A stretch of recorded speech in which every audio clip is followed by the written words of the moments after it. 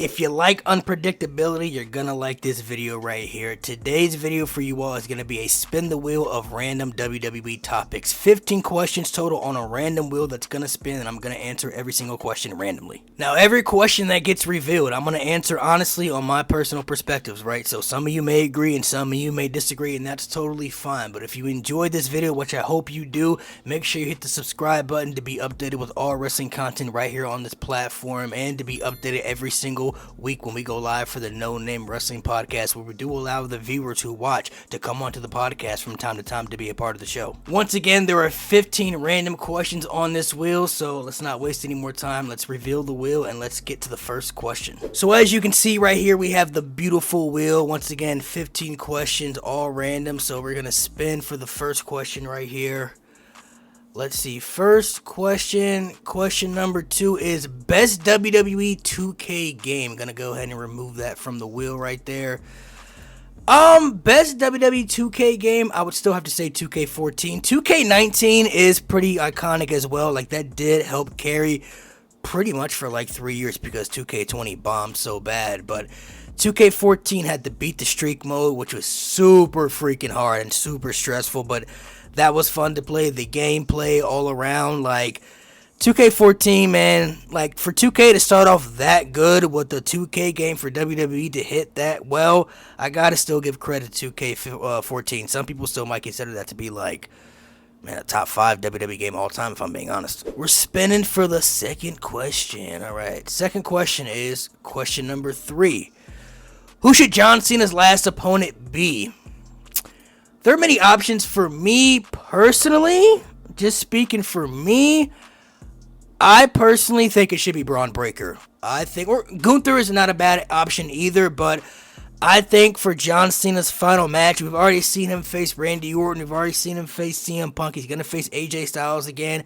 He obviously can't face Edge. I don't see Edge coming to WWE to do the match against John Cena. I think he is still under an AEW contract for a while, and I think he's going to retire in AEW. But I think for the future, Braun Breaker is the next face of the WWE to me. And I think for him to be the guy to retire John Cena is only going to help boost up his credibility. It's only going to take him to the next level that WWE is going to want him to get eventually. So Cena's always a businessman too. He always does things for the right reasons, from time to time. And I think he would fully understand, having Braun Breaker be his last match and having Braun Breaker go over is only going to benefit him more. All right, we're spinning for the next question. First 2 good questions right there. I like that. Question number 1.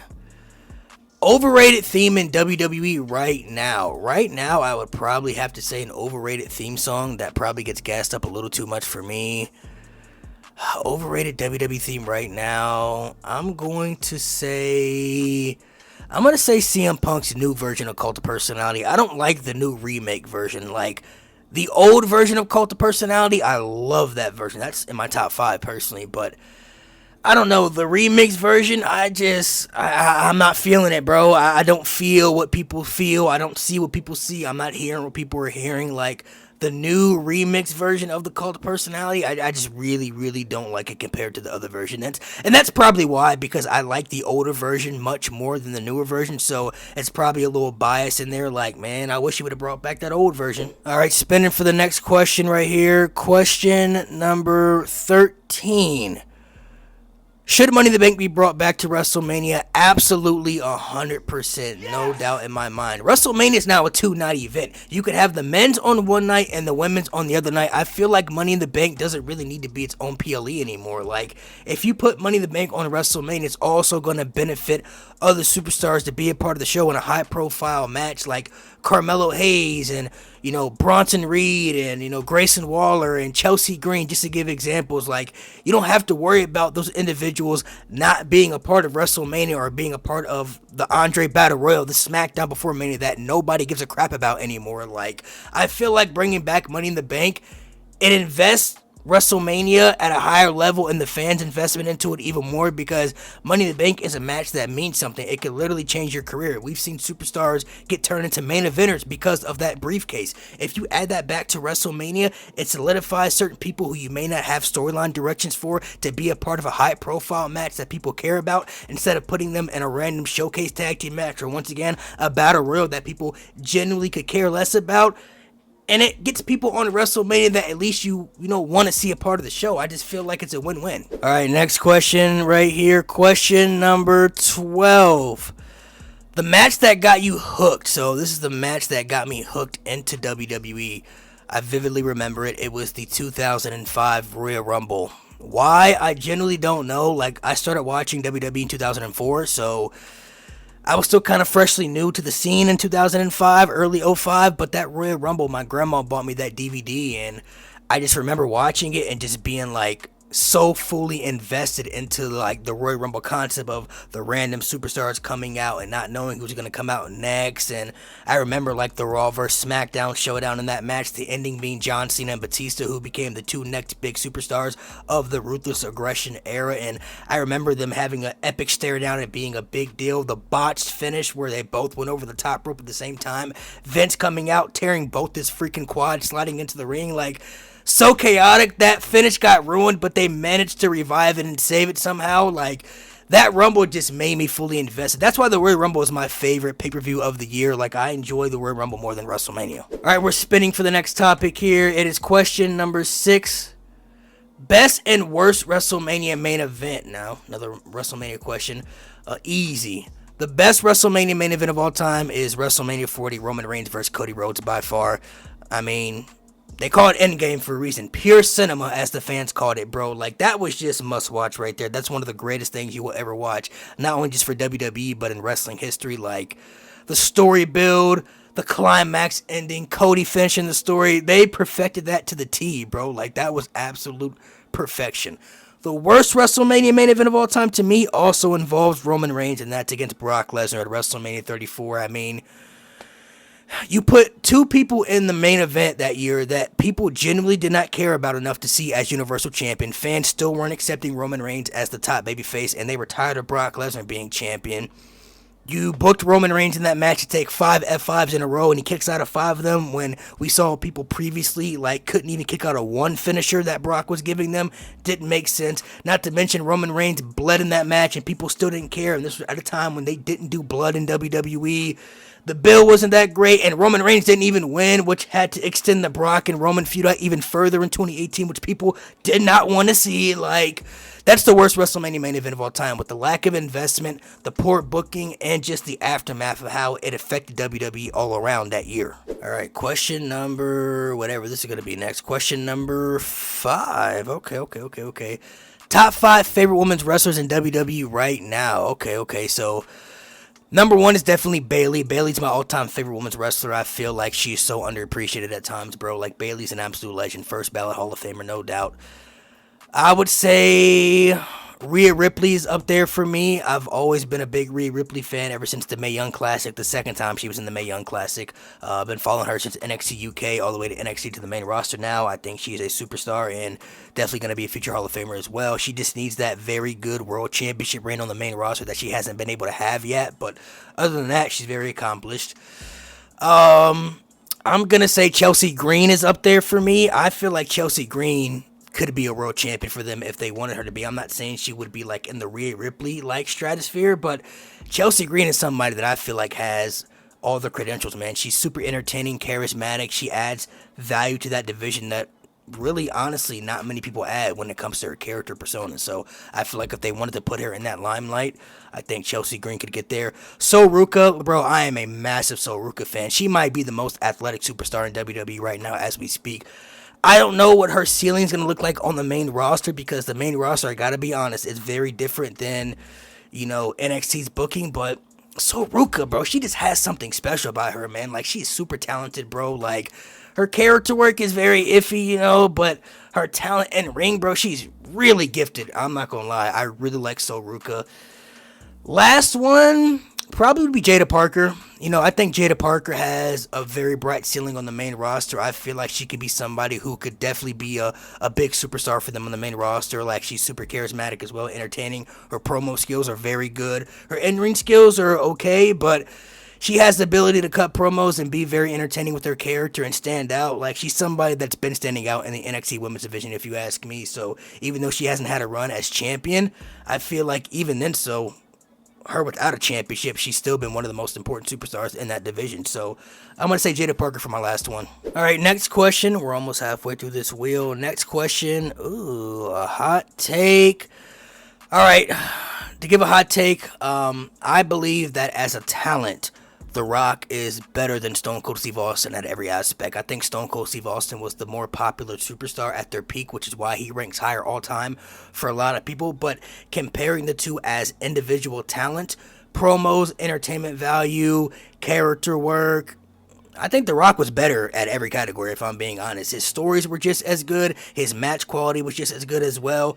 The Rock was a better heel, just as good as a babyface. You can clearly hear the reactions. I think he was a better promo. I think he was more entertaining. I think he was more charismatic. I think he just had more of the it factor, if I'm being honest. Like, not a knock to Stone Cold Steve Austin, but comparing the two as talent, I think The Rock does everything better than Stone Cold. I've always thought that. That one might spice some things up right there. Let's see. Next one.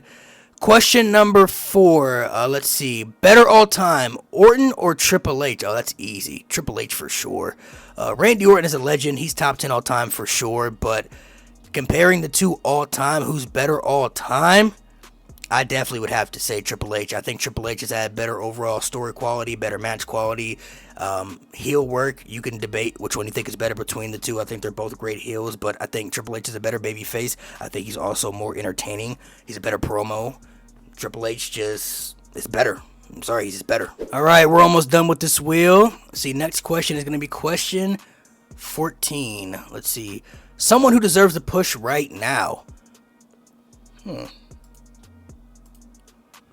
Someone who deserves a push right now. I'm going to say Chelsea Green. I spoke about her before. I think Chelsea Green really could be a valuable superstar to that women's division, bro. Like, I understand her concept. I know she said she wanted to be the female Miz of WWE's, women's division. She's more of like the diva aspect, which I get and I respect that. But she is really talented, man. Like, I don't know if she understands how talented she really is. Like, if WWE wanted to place her there, and I get everybody has a ceiling, everybody has a position in WWE. You have main eventers, you have mid-carders, you have jobbers. I get that. Chelsea Green fits more of like in the mid-card role, but if they really wanted to level her up one, I feel like she could be in that spot, bro. Like, I feel like she's better than Tiffany Stratton. She's more entertaining than Tiffany Stratton. She's better promo than Tiffany Stratton. She's more charismatic than Tiffany Stratton. In ring, Tiffany probably is the more athletic, for sure the more athletic superstar, when it comes to in-ring ability and everything, but I think she would make a better champion than Tiffany Stratton. Not a knock to Tiffany, but based off the quality that Tiffany's been given, and it has to do with booking as well, but I feel like with the right booking with both individuals, if Tiffany was booked as a good champion and Chelsea was booked as a good champion, I think Chelsea Green's quality would be better than Tiffany Stratton's. All right, next question is going to be question number 15. Let's see. Best thing TKO has done in WWE so far.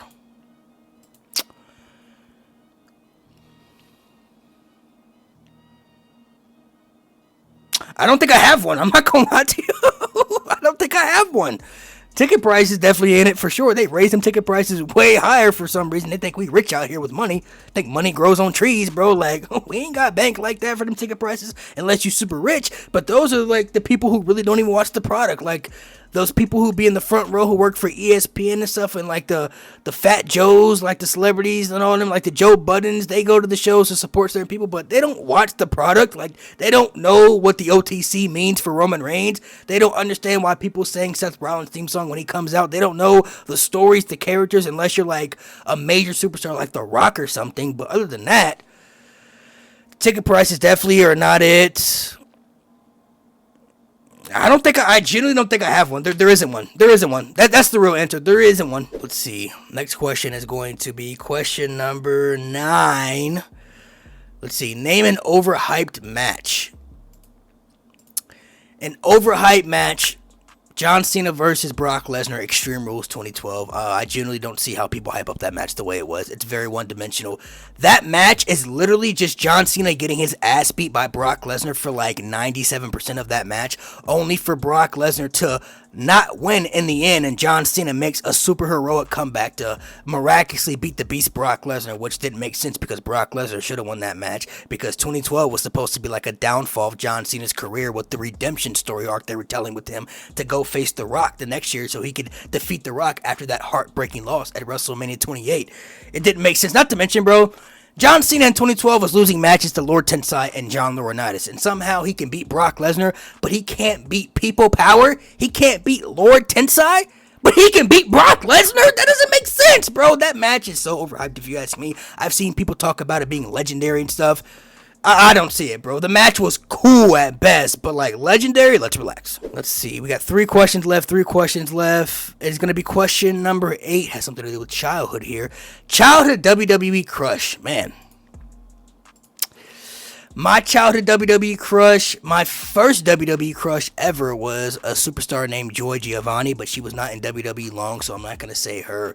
It's got to be Lita for sure, man. Lita, man, is so bad, bro. Especially back in the day, she was cold, man. I used to be so mad at Edge and Matt Hardy for, hooking up with her and stuff like that and dating her. Man, I was jealous, especially Edge, bro. Like, man, Edge used to make my blood boil back in the day when I was a kid, bro. He used to get under my skin with his heel tactics and stuff, but Lita, bro, especially the way she used to dress sometimes, man, like Lita, man, woo, yeah, Lita, bro, you know. We got 2 questions left. Let's see, it's going to be question number 10. Better theme, Fire Burns or Cult of Personality? This is an easy one for me. Cult of Personality clears. I don't think it's even close. Fire Burns is a very good song, very good theme. But Cult of Personality, I think it's miles better. It's a better song to listen to just on your spare time in general. And I think it's a better song for CM Punk as well. That might be a hot take too. But yeah, Cult of Personality for sure. I don't think it's close. And this is the last question right here. We're going to spin so we can reveal the answer. Underrated finisher. You know what? I'm going to name a finisher that I wouldn't say is underrated, but I feel like it gets overhated for some reason. Y'all gonna laugh at me. The Big Show's Weapon of Mass Destruction, the WMD. Now, I get it's just a knockout punch, but I've seen many people talk about that move like it was lame or something. It's the fact that Big Show was doing it. Look at the size of Big Show's hand, okay? It was super believable for Big Show to take his fist, ball up his fist, and literally throw his fist in somebody's face and knock them out in a convincing fashion. I don't see the issue of that finisher that people had, bro. It was one of the most believable finishers during that time frame, bro. Like, they made that very believable. Big Show's Weapon of Mass Destruction with his hand and the size of him being a giant was very believable. I feel like that finisher gets overhated because it was a punch, bro. Like, if it was anybody else doing it, okay, cool, I could hear you. Like, Logan Paul doing it, alright, it's like, I guess, but when Big Show did it, nah, that shit was mad believable, bro. He could literally knock out anybody. He could kill somebody with that move, if we're being honest. Like, Big Show, like, hitting somebody full force like that, realistically, he could kill a man. I'm not kidding, bro. Like, that move was very believable. I feel like that move gets overhated just because it was a punch. But realistically, the fact that Big Show was doing it, yeah, that shit was legit. Those are some very good questions on that wheel, man. Let me know your answers in the comments below as well. If you agreed or disagreed with the ones that I said, let me know why you disagreed. Let me know if you also agreed in the comment section below. And I hope you enjoyed this video. Please make sure to hit that subscribe button. Trying to grow the YouTube channel. We at 15K right now. I appreciate all the support. We're trying to get bigger and bigger, man. So hopefully y'all enjoy this journey with me. Make sure to hit that subscribe button to be updated with all wrestling content. And if you want to check out more wrestling content on this platform, you can click the video right here. If you want to check out the No Name Wrestling Podcast, where once again, we do allow the viewers to come on and be a part of that, you can click the video playlist right there to check out every single episode.